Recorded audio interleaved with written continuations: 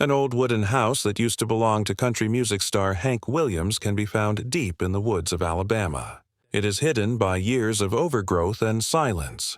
It was locked for years, forgotten by time, and never opened by a person.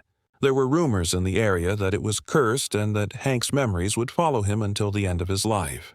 But not long ago, a small group of historians and family members were able to get into the house for the first time in more than 50 years. Everyone was shocked when they found what was inside. It felt like the room had been stuck in time to the exact moment Hank left for the last time. The air was thick with dust and sadness. This is what they found out.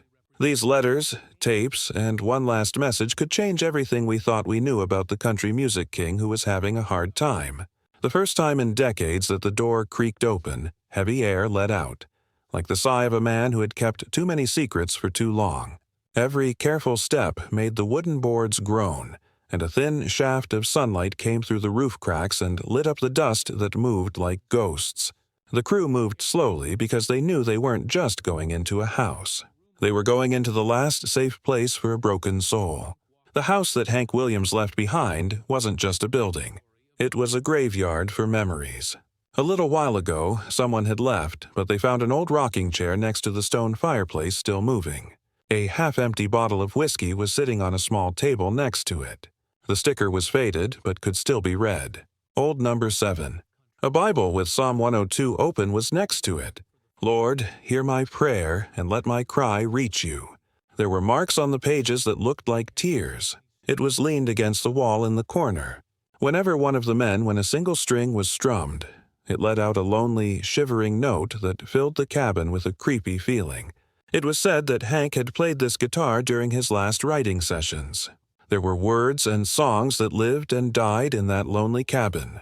An old stack of paper was sitting on the desk where I wrote. Each sheet was written in Hank's clear handwriting. There were lyrics and incomplete letters among them. One was written to his son, Hank Williams, Jr., and was dated just a few weeks before Hank died in 1953. The words were shaking and shaky, still incredibly honest. He wrote about how painful it was to be famous, how people told lies about him, and how hard it was to be known as the Hillbilly Shakespeare. He admitted that he was lonely and that no stage, song, or praise could make him feel better. One line said, "Music made my life, but somewhere along the way I got lost in it." Behind the desk there was a faded picture of his first wife, Audrey Williams, stuck to the wall. Her face was half torn as if she had been angry, but it was carefully taped back together. Inside, a trap door led to a crawl space where more artifacts were found, including an old suitcase full of notebooks, a pocket watch that stopped at 5:30, and a Rialto tape labeled December Sessions. None of the experts had ever seen or heard of this tape before. It was sent for restoration, and what it showed would shock the whole country music world. But before we get to that, what they found behind a fake wall in the cabin would show the most personal side of Hank Williams that had ever been seen. They carefully took down the wooden planks to reveal a secret space locked with old nails and worn-out boards. Inside was a small wooden chest that hadn't been opened in over 70 years. When they pried it open, the smell of old tobacco and paper filled the room. Inside were Hank's personal journals, a few black-and-white photos, and a letter that said, "Do not open until I'm gone." It was hard to read, but the handwriting was definitely his. One of the journals was from late 1952, just a few weeks before he died, and it showed a man who was ready to die. Hank wrote about, "I see my name in lights," he wrote. "But when the lights go out, I'm just a lonely boy from Montgomery trying to find his way home." He wrote this because he felt like God had turned his back on him, and everywhere he looked there was darkness. His failing health, his need for painkillers, and the heartaches that drove him deeper into drinking were also written about in his journal. But what really struck people were his words about redemption. "If the Lord lets me sing one more good song, I'll make it one that saves me." The letters inside the chest were more personal than anyone could have imagined. One was to his mother, Lily, thanking her for loving a sinner who could never stay right. Another was to an unnamed woman who might have been a hidden lover. In it, Hank wrote, "You saw the man, not the myth," and he felt terrible about how he treated her. That scared me the most. There were also several photographs. Hank sitting by a lake holding his guitar, and another of him smiling with a young boy many believed to be his son. But there was one photo that puzzled everyone. Hank standing beside a man who bore a striking resemblance to him, but older, with the caption, "Me and My Shadow, 1948. Historians started to wonder, was this just a sign, or was there more to it? Someone said Hank thought he was. As they finished listing the items, one of the team members found a small brass key engraved with HWS in the bottom of the chest. They didn't know what had opened until someone saw a locked trunk under the bed that was covered in cobwebs. This discovery broke their hearts because it made it clear that Hank was in terrible pain. His fame, which made him famous, was also what killed him. Every song he wrote, like "I'm So Lonely I Could Cry" and "Your Cheatin' Heart, Cold, Cold Heart," sounded less like hits and more like cries for help from a man deeply in pain. It was the only thing in the cabin that wasn't like the other things they found inside that trunk. It was under Hank Williams' bed, and it was different from everything else there. The metal corners were rusted, and the leather was cracked. On the lid, someone had lightly scratched the words, "S Me Home." When they used the small brass key to open the lid, it creaked open to reveal layers of carefully folded belongings. Each one told a part of Hank's story that no biography had ever captured. On top was a white nude-style suit with embroidered notes on the cuffs and faint stains near the collar. It was the same suit he wore to his last live performance in Austin. Below was a bundle of handwritten sheet music tied with twine. The songs didn't have names that anyone knew, like "The Night Heaven Closed Its Door" or "Ain't No Road Back to Me." The lyrics were honest and raw, with no performance and a lot of confession. One page, dated December 30th, 1952, just 2 days before he died, was written in shaky pen strokes that faded halfway through a line. "If I don't make it to New Year's, tell them I sang my prayers instead." Under the songs was a small tin box with things that broke everyone's heart. Inside was a lock of blonde hair tied with a ribbon that was thought to be Hank Jr.'s belongings, a child's picture of a guitar, and a note that said, "Sing for me, Daddy." The paper was stained and folded like Hank had carried it with him everywhere. There was also a small pocket Bible with a flower pressed between the pages and a picture of Hank smiling slightly with a group of soldiers. Neither historians nor Hank's family had ever seen any of these things before. But the most mysterious thing was a small reel of magnetic tape that said, "Cabin Recordings Private." The team got chills when they found it. They carefully packed it up to be restored and then played it back using old equipment. What they heard shocked everyone.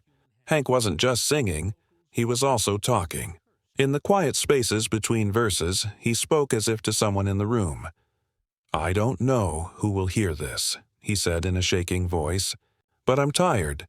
I don't hate the world. I just can't take it no more." He then sang a short, haunting melody that no one had ever heard before. His voice cracked as he whispered, "This is the song I couldn't finish." The tape ended quickly, and there was silence. It was like Hank had recorded his own farewell. Later, experts confirmed that the voice was real. It was Hank Williams. That tape became the center of a new investigation into his last days, which showed not only how he died, but also what he really wanted people to remember him for. The Cabin Recordings tape changed everything historians thought they knew about Hank Williams. It wasn't just another forgotten session. It was a man's last attempt to make peace with his life, his fame, and his faith. The recording started with static. Then Hank's voice came through, short and clear. "It's cold tonight," he said softly, and then you could hear him strike a match. "There's no one else around, no lights, just me and the Lord trying to figure things out." The next song was a stripped-down version of "I Saw the Light," sung so slowly that it sounded more like a prayer than a performance. In between lines, Hank said, "People cheer when I sing this song, but they don't know I'm still looking for that light." Experts said it was the most vulnerable moment ever recorded of a country icon. Then there was a tune that no one knew. "If I don't wake up in the morning, don't you cry for me. I've been walking with the shadows. Now I'm finally free." Toward the end of the recording, Hank's tone changed. He started speaking directly into the microphone, his voice shaking but steady. "They think they know Hank Williams," he murmured. "They don't know the man that cries himself to sleep after the lights go out. They have no idea how fame can hurt people. You can't love a lot of people in the Lord at the same time. It's going to cut you in half." He paused for a moment and then whispered something that sent chills down everyone's spine. "I ain't afraid to die. I'm afraid to be forgotten." Those words became the emotional center of the documentary being made about the cabin. They showed that beneath all the success and swagger, Hank just wanted peace. Soon, investigators found something even more shocking. The handwriting on the tape's label matched that of Fred Rose, Hank's longtime producer and friend. Rose, who died in 1954, had never talked about the recordings in public. Could he have hidden them in the cabin to protect Hank's reputation? Or was he carrying out Hank's dying wish to keep them a secret until the world was ready? The more they found, the more tragic the picture became. The cabin wasn't just a place to hide. It was Hank's sanctuary, his confessional, and maybe even the place he spent his last peaceful days before that terrible drive to Canton, Ohio. But before the investigation could end, one more thing was found that would change the story again. Even older than the trunk, workers found a sealed envelope with 3 haunting words written across it. "For my final ride." The edges of the envelope were darkened as if it had been too close to fire, and inside were 2 folded pages and a faded bus ticket with the date December 31st, 1952, the very night Hank Williams started his last journey. That small piece of paper, which was creased and fingerprinted, felt like a time capsule from the moment his story ended. Hank had written the letter in his usual scroll style, but this one was different. The first part of the letter was more like an admission to the world. "If you're reading this, then I reckon I didn't make it. I ain't scared of dying, but I hate leaving things undone." He then went on to say that he had planned one last comeback tour to show everyone that he could still sing, even though his body was giving out. He wrote about his pain, the constant ache in his spine, the sleepless nights, and how the pills no longer worked. But then the tone changed to something softer. "I got peace here in this cabin," he said. "It was just me, the wind, and the Lord," he wrote. "I think this is the only place I ever felt like myself." The second page was shorter, but even more heartbreaking. It had what looked like the lyrics to his last song, but it had never been recorded or even mentioned in his notes. The title, written in shaky letters, was "The Road to Heaven's Gate." The words made a vivid picture of a lonely walk through the dark night, and the refrain sounded like a prayer. "Let the angels drive if I fall asleep while I'm driving." It hurt more to read those words because they knew that Hank would soon be asleep in the back seat of a blue Cadillac and never wake up again. The handwriting experts confirmed that the letter was written within days of his death. The bus ticket that was attached was never used. It was for a route to Shreveport, where he had planned to surprise an old friend with new music. Instead, he accepted a private gig that took him on the fateful drive toward Ohio. It was as if Hank himself knew he was going to die and left this letter as both a goodbye and an admission. The letter was sealed in archival glass to keep it safe, but the tragedy still hurt. The discovery made the mystery of Hank's last hours even more disturbing. Why did he leave the cabin that night? Did someone persuade him to go against his instincts? A new theory began to form that Hank's death wasn't just tragic, but maybe the result of one last desperate attempt to escape his demons. And inside the fireplace of the cabin, where the ashes of an old fire still remained, investigators found a small metal box that would finally shed light on his last night alive. When they pried open the box, it was clear that Hank Williams had meant for no one to ever find it. The latch was melted shut, and the box was warped. There were pieces of burned paper, a charred photograph, and a small silver cross on a chain inside. As the investigators carefully separated the contents, they found a note written in Hank's own hand that was still readable, even though it had been damaged. It started, "I tried to burn my pain, but fire can't take away what's inside a man's heart." It went on to describe a night of deep despair during which Hank said he had spoken with the devil himself. The words he used were haunting. "He offered me rest, but the price was my soul. I told him I'd rather keep singing in the dark," Hank wrote. Later, scholars thought that the passage wasn't an admission of guilt, but rather a reflection of his inner battle between fame and faith, which shaped his short life. The burned photograph was also very sad. It showed Hank sitting on the porch steps of the cabin with his guitar on his knees and staring into the woods. On the back were 3 words written in faded ink: "Don't come looking." Many people think it was taken in the last few weeks of his life, when he was feeling hopeless and alone. The silver cross under the picture was the mother's, Lily. Hank wore it on his early tours before fame took over, but it disappeared after 1949. Finding it here, burned and tarnished, showed that before he died, he tried to return to his roots, to his faith, to something pure that fame had taken away from him. The fire in the hearth seemed to be an attempt to kill his demons before leaving the cabin, his last act of cleansing before the drive that killed him.